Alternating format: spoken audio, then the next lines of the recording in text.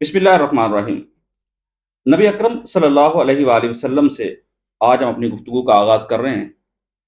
سب سے پہلی اور قابل غور بات یہ ہے کہ نبی اکرم صلی اللہ علیہ وآلہ وسلم کے ساتھ ہمارا تعلق کیا ہونا چاہیے، آپ صلی اللہ علیہ وآلہ وسلم کے بارے میں ہمارا رویہ کیا ہونا چاہیے۔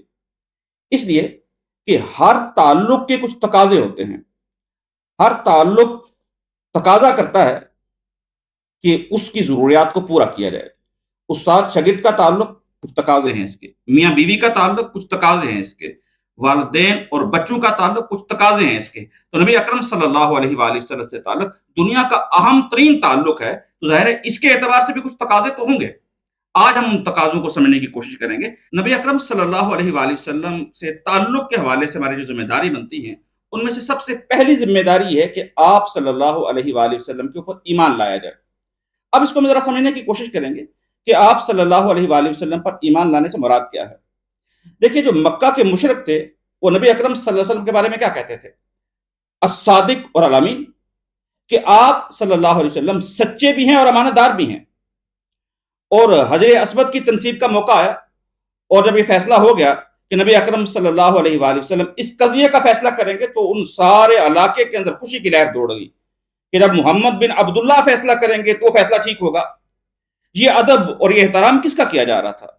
یہ ادب اور احترام تھا محمد بن عبداللہ کا صلی اللہ علیہ وآلہ وسلم۔ کیا ہم سے بھی اسی ادب کا تقاضا ہے یا اس سے بڑھ کے کچھ درکار ہے؟ ڈاکٹر مائیکل ہارٹ بڑا مشہور مصنف ہے، اس کی کتاب دا 100، اس میں کائنات کے 100 مؤثر ترین افراد کی ایک فہرست بنائی اور پھر ان کی درجہ بندی کی، اور اس درجہ بندی میں سب سے اوپر رکھا محمد الرسول اللہ صلی اللہ علیہ وآلہ وسلم۔ اور پھر خود ہی لکھا اپنی کتاب کے اندر کہ میں عیسائی ہوں، لوگ مجھ سے پوچھیں گے سب سے اوپر تم نے محمد کو کیوں رکھا صلی اللہ علیہ وسلم؟ تو کہنے لگا اس لیے میرے پاس اس سوال کا جواب موجود ہے کہ دنیا کے اندر واز بہت کہے گئے، باتیں بہت کی گئیں، لمبی لمبی تقریریں تو بہت کی گئیں، لیکن ان وازوں پہ، ان تقریروں پر مبنی معاشرہ اور ریاست دنیا کے اندر صرف ایک شخص نے قائم کی، اور اس کا نام تھا محمد صلی اللہ علیہ وآلہ وسلم۔ اس اعتبار سے وہ نبی اکرم صلی اللہ علیہ وسلم کا احترام کرتا ہے۔ ہندو شعراء، سکھ شعراء نبی اکرم صلی اللہ علیہ وسلم کی شان میں بڑی اچھی اچھی نعتیں پڑھتے ہیں۔ تو کیا ایک مسلمان سے بھی یہی تقاضا ہے یا اس سے بڑھ کے تقاضا ہے؟ اس بات کو ذرا سمجھنے کی ضرورت ہے۔ تو جو مسلمانوں سے یہ تقاضا ہے وہ اس سے کہیں بڑھ کر ہے۔ یہ سارے کے سارے اوصاف آپ کی شخصیت کے اندر موجود ہیں، لیکن ایک وصف ہے جو اس سے بھی آگے کا ہے، اور وہ کیا ہے کہ آپ اللہ کے نمائندے ہیں، آپ اللہ کے اس دنیا پہ آخری اسپوکس مین ہیں۔ فوج کا کسی مسئلے پہ کیا موقف ہے؟ D G I S P آپ وہ سٹیٹمنٹ دے گا، پتہ چلے گا یہ فوج کا موقف ہے۔ اللہ کا کیا موقف ہے، اللہ کی کیا بات ہے، اللہ کا کیا پیغام ہے، کون بتائے گا؟ اللہ کا رسول بتائے گا۔ تو آپ صلی اللہ علیہ وآلہ وسلم اللہ کے نبی اور رسول ہیں، اور نبی اور رسول کی پھر شان کیا ہوتی ہے؟ وَمَا يَنْطِقُ عَنِ الْهَوَىٰ إِنْ هُوَ وَحْيٌ يُوحَىٰ، اور یہ اپنی خواہش نفس سے نہیں بولتے مگر یہ وہی کہتے ہیں جو ان کی طرف وحی کیا جاتا ہے۔ ویسے ذاتی حیثیت میں بھی جو آپ صلی اللہ علیہ وسلم کا مقام اور رتبہ تھا اس تک کون پہنچ سکتا ہے؟ آپ صلی اللہ علیہ وسلم کو دیکھتے ہوئے ایک صحابی نے صوم وصال رکھا، ایک دن روزہ رکھا، نہیں کھولا، دوسرا دن بھی ساتھ شامل کیا، تو نبی صلی اللہ علیہ وسلم نے اس کو منع کیا، تو صحابی کہنے لگے یا رسول اللہ آپ بھی تو رکھتے ہیں، تو آپ صلی اللہ علیہ وسلم نے بڑا خوبصورت جملہ کہا، ایکم مثلی، تم میں سے کون ہے میری مان؟ انی ابیت عند ربی، میں تو رات اپنے رب کے ہاں گزارتا ہوں، یطعمنی ربی ویسقین، وہ مجھے کھلاتا بھی اور پلاتا بھی ہے۔ تو نبی اکرم صلی اللہ علیہ وسلم کی یہ شانیں بھی بہت بلند ہیں، لیکن جو اصل جو شان جس کو ہم نے سمجھنا ہے کہ نبی اکرم صلی اللہ علیہ وآلہ وسلم پر اس حیثیت میں ایمان لانا ہے کہ آپ اللہ کے نبی اور رسول ہیں اور آخری رسول ہیں۔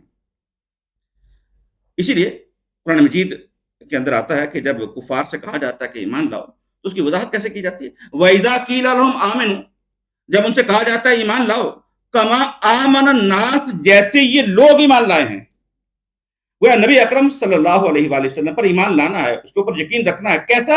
جیسے وہ لوگ یقین لگائے تھے، جیسے ابو بکر صدیق ایمان رکھتے تھے، عمر فاروق، عثمان غنی، علی المرتضیٰ، جیسا یقین اور اعتماد وہ نبی صلی اللہ علیہ وسلم پہ رکھتے تھے، ویسا ہی یقین اور اعتماد ہم نے ان پہ رکھنا ہے۔ ذرا مثال سے وضاحت کرتا ہوں کہ ابو بکر صدیق رضی اللہ تعالیٰ عنہ، ان کے پاس مشرکین آئے، واقعہ معراج کی بات ہے کہ اگر کوئی شخص یہ کہے کہ راتوں رات جو ہے میں یہاں سے مکہ سے اٹھا ہوں اور مسجد اقصی تک گیا ہوں، وہاں سے آسمانوں پہ گیا ہوں، جنت جہنم کے مشاہدے کیے ہیں، میں واپس آیا ہوں، میرے وضو کا پانی بہہ رہا تھا، کنڈی ہل رہی تھی، کیسا ہو سکتا ہے؟ تو بکر نے کہا کہ ہاں ایسا تو نہیں ہو سکتا۔ کفار خوش ہوئے کہ آج دوست کو دوست سے جدا کرنے کا وقت آ گیا۔ کہنے لگے تمہارا دوست تو یہ کہتا ہے۔ کون دوست؟ محمد۔ اچھا وہ کہہ رہے ہیں تو پھر بالکل ٹھیک کہہ رہے ہیں۔ یہ ایمان کا تقاضا ہے۔ خزیمہ بن ثابت رضی اللہ تعالیٰ عنہ، ان کے بارے میں ایک بڑا مشہور واقعہ ہے کہ ایک دفعہ آپ صلی اللہ علیہ وسلم کہیں واپس آ رہے تھے مدینے کی جانب، اور راستے میں ایک یہودی سے سودا ہو گیا اونٹ کا، کچھ پیسوں پہ سودا ہوا، اور آپ نے فرمایا کہ میں مدینہ جا کے تمہیں ادائیگی کر دوں گا۔ وہ یہودی اونٹ لے کے پیچھے پیچھے آ رہا تھا، پیچھے اس کو کوئی اور گاہک مل گیا، گاہک نے زیادہ کی آفر کر دی، اور نبی صلی اللہ علیہ وسلم جب مدینہ پہنچے تو تقاضا کیا کہ اونٹ حوالے کرو، تمہیں رقم دیتا ہوں۔ تو وہ یہودی انکار کر گیا کہ میرا اور آپ کا تو کچھ سودا ہی نہیں ہوا۔ تو آپ نے اس کو یاد کرایا، فلاں جگہ فلاں مقام اتنے پیسوں پہ ہمارا سودا ہوا ہے، تم کیسے انکار کر رہے ہو؟ تو کہنے لگا نہیں میرا کوئی سودا نہیں ہوا آپ سے، کوئی گواہ لائیے۔ اور جب یہ بات چیت ہو رہی تھی، وہاں پہ ایک صحابی خزیمہ بن ثابت موجود تھے رضی اللہ تعالیٰ عنہ، انہوں نے گواہی دی کہ ہاں میں گواہی دیتا ہوں یہ سودا ہوا ہے۔ جو ہی گواہ مل گیا تو یہودی مجبور ہو گیا، اس نے وہ پیسے لیے اور اونٹ آپ صلی اللہ علیہ وسلم کے حوالے کر دیا۔ بعد میں نبی اکرم صلی اللہ علیہ وسلم نے پوچھا خزیمہ تمہارے سامنے تو سودا نہیں ہوا تھا، تم نے کیسے گواہی دے دی؟ نے کہا یا رسول اللہ آپ روز کہتے ہیں جبرائیل آئے تھے، آپ روز کہتے ہیں اللہ کا پیغام آیا تھا، ہم وہ مان جاتے ہیں، تو یہ چھوٹی سی بات آپ غلط کیسے کہہ سکتے ہیں؟